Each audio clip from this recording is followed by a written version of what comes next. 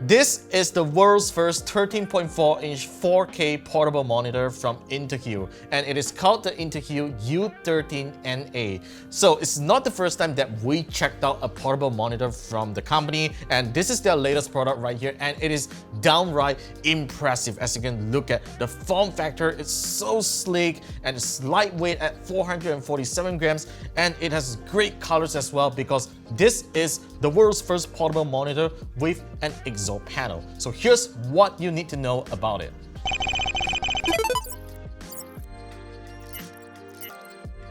Now, before we get to the features of the U13NA, let's check out what Intehill has provided inside the box. And I can tell you, they have been very, very generous, just like their other portable monitors. Now, first of all, we have an envelope right here that consists of some pamphlets and, of course, the user manual. Now, by the way, this pamphlet on the front, it says that it has a 1-year extended warranty if you register with them. And on the back here, this is a factory calibration report. That's because the U13NA is factory calibrated with a delta average E value of 0.74, and that's actually super color accurate, as you can see right here. And there's some other information if we are really particular about the colors of this monitor here, right? Now, you also get a quick start card to tell you what you should do with the monitor right here, and that's really nice of them. And you get a couple of cables right over here. You get a USB-C to C cable and a secondary USB-C to C cable, which is for charging, one for display input and the other for charging. And you get a mini HDMI to HDMI cable and some adapters right here. Now, that's actually very kind of Intehill to provide such kind of adapters. So you get a mini HDMI connector to a female HDMI connector, and you also get two L-shaped USB-C male to female connector as well. So this actually offers some kind of cable management feature, which I'll explain in a bit, and that's actually very nice of them. And finally, you get a USB PD power brick inside the box as well. And now, let's take a closer look at the U13NA, and I'm going to take the monitor out of its case right now. Now, this folio case is also provided inside the box. By the way, it attaches to the monitor magnetically, and you can make it stand in horizontal or vertical mode, which I'll show in a bit. Now, look at how slim this monitor is. It is incredible. It feels so nice to hold it on hand. It doesn't weigh a lot. It's probably even lighter than my iPad Air M1. It only weighs 447 grams and it feels amazing to hold it on hand. Now, this is a 13.4-inch IGZO panel, which means it has a 16:10 aspect ratio and it pushes a resolution of 3840 by 2400 pixel resolution. It is unfortunately not touch enabled, but that's actually fine by my standards. I don't usually use touch screens when I connect it to my computer. Now, on the right side, you get two buttons here. One is the power button that also serves as a source switcher. You have a wheel that is for you to control and navigate around the on-screen display menu. You get a USB-C OTG port for connecting flash drives if you connect this monitor over to your computer. And you get a 3.5mm headphone jack as well. Now, note that there's actually a CNC milled machinery right over here. This is actually the speaker grill. I'm actually really happy that they designed the speakers to be on top of the monitor rather than be at the bottom. Now, turning over to the left side of the monitor here, you do get another speaker right on the top here. You get a micro HDMI port and two USB-C ports that will also serve as display inputs, as well as a USB-C PD charging throughput to your laptop or smartphone. And now, let's put the U13NA back to the case, and it's really simple. All you need to do is to lay the case flat on the table and make sure the top part is the Intehill logo, and you just put the monitor flat just like this. It's really effortless. Now, like I mentioned, this case allows you to make the monitor stand horizontally and vertically, and it's really, really easy to adjust the angle that you want to.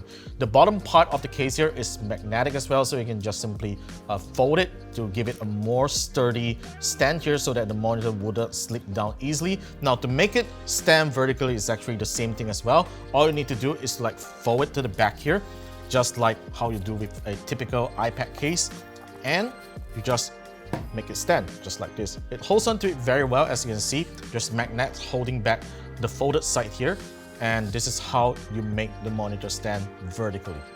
Now, having these L-shaped connectors is really useful for cable management if you intend to set the monitor stationary on your desk, and let me show you how. Now, first, let's take off the USB-C cable right here, which turns off the monitor, and I am going to attach this USB-C female to male connector here, right? So I'm just going to attach it to one of the USB-C ports here, and my Type-C cable directly onto the female port of the USB-C connector here. Now, look at how the cable routes over, right? So once we attach it to the back of the monitor, just like this,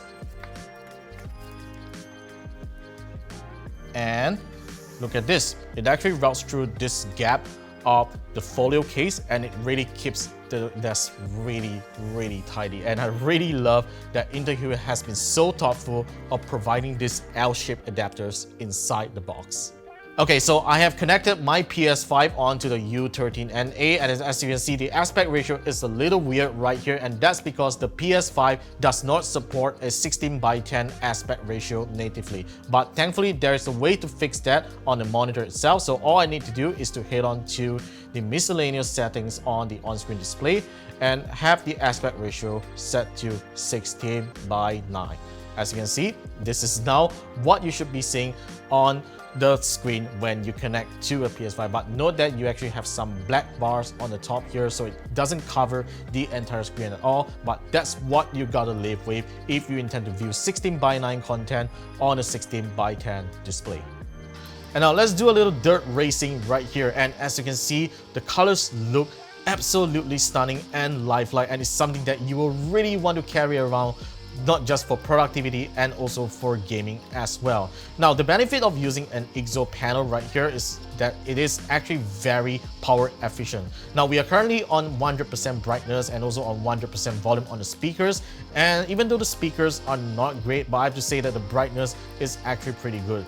Based on my power meter on my power bank, the monitor consumes about 11 to 12 watts when it is on its maximum brightness, which is actually very impressive for a portable monitor, because most portable monitors with IPS screens will usually require about 15 to 20 watts of power, which will not be sufficient if you connect to most laptops with a USB-C port. And now let's check out other settings within the on-screen display menu. Now note that there are several settings that's being grayed out, and that's because I currently have HDR mode turned on because I'm connected over to the PS5. So I'm going to turn up a little bit where you'll realize that there's a drop in terms of saturation, and that's fine because we're going to re-enable that in a bit. So let's check out the brightness settings here. So these are the settings that you can adjust on the portable monitor, including brightness, contrast, sharpness, black levels, and heading over to color. So there is a very interesting setting here which is called the E mode, which essentially turns the entire display into grayscale, just like an e-ink display. Now, of course, it is not an e-ink display, but it is just a feature for you to turn everything to black and white so that you'll have a better reading experience if you are viewing it in low light. Now let's just turn it off to show back the colors here. So you can also adjust the color temperatures right here, which is actually really nice of them. So you can have your own user color settings if you actually want to do that, but let's just set back to 9300K for now, and let's head on over to the gaming settings here, which we just passed by. So we have a game mode, which is supposedly to make the display more responsive to input lags, and we have adaptive sync as well, even though it is just 60 Hz, but yeah, you still have adaptive sync right here, which is really good. There's HDR mode and there's overdrive. OSD setting, this is to set the on-screen display menu, language, the timer, and as well as the transparency, and there's a reset function, and finally the miscellaneous settings that we just came through. Right now, to switch between sources, all you need to do is to just press this button one time, the power button, and just move this wheel up or down depending on which source that you want to go to, and just press on the wheel and you are all set. With all these features and such kind of display quality, you might have assumed that it would cost an arm and leg to own one. But no, The Intehill U13NA retails at just $220 US, which I would simply call it a killer price for such a monitor with such kind of display quality, and it's something that you can't even get it in the local portable monitor market. So yeah, if you're interested in getting one, definitely head on to the description in the link below to head on over to Intehill's website or Amazon shop to purchase one for yourself. As of now, that sums up my review of the Intehill U13NA portable monitor. Let me know your thoughts in the comments below, and be sure to subscribe to our channel for more videos coming right up, and I'll see you in the next one.